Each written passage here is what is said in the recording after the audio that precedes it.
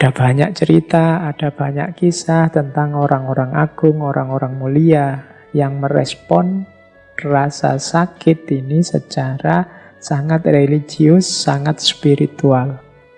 Di antaranya Robi'ah Al-Adawiyah. Itu beliau ini menganggap ketika mengalami rasa sakit, sakit ini ditafsirkan, dimaknai oleh Robi'ah sebagai bukti cintanya Tuhan kepadanya. Jadi suatu ketika Robi'ah ini jalan, kemudian tersandung, terus tersungkur jatuh. Kakinya berdarah, dahinya berdarah. Tapi begitu jatuh, bangun, kemudian dia tersenyum dan bersyukur luar biasa kepada Allah. Nah, ada orang yang melihat peristiwa itu kemudian datang pada beliau.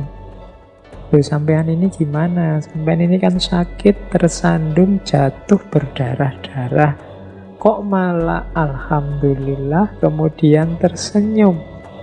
Jawabannya Robi'ah, iya, ini adalah dari kekasihku.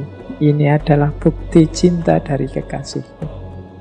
Itu penjelasannya dianalogikan dengan teman-teman yang punya pasangan, mungkin sama suami atau istrinya, itu kadang-kadang kan ada situasi ketika sedikit memukul, sedikit mencubit, sedikit menjewer.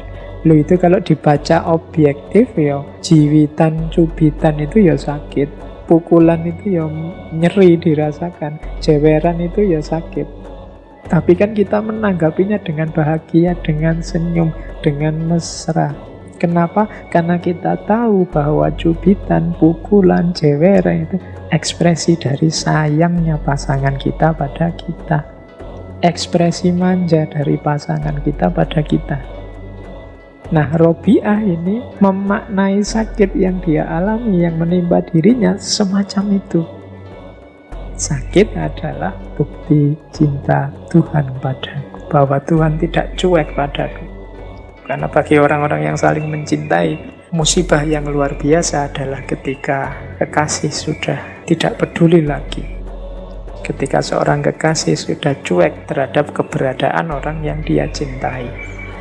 Nah, Robi'ah begitu. Jadi dapat sakit malah bersyukur. Alhamdulillah Allah tidak cuek padaku. Aku ya diingatkan, aku ya dijawil, aku ya kadang-kadang dicubit, kadang-kadang dijewer. Menunjukkan kekasihku perhatian padaku.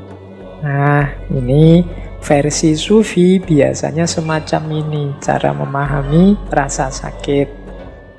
Nah, ini level-levelnya sufi. Mungkin kalau kita agak berat ya nyampe makom ini. Tapi ini untuk referensi kita saja. Siapa tahu nanti dalam hidup kita sampai pada titik yang secara sunnatullah agak sulit kita berharap karena sakit atau musibah yang kita alami. Tapi jangan lupa kita masih punya qudratullah. Kita bisa membaca peristiwa bencana, peristiwa musibah itu juga sebagai bukti cintanya Allah, sebagai anugerah Allah pada kita yang tidak harus melahirkan kemarahan atau keluhan, tapi justru melahirkan rasa syukur. Karena semuanya kita posisikan sebagai bukti dari kepedulian Allah, sebagai bukti dari cinta Allah kepada manusia.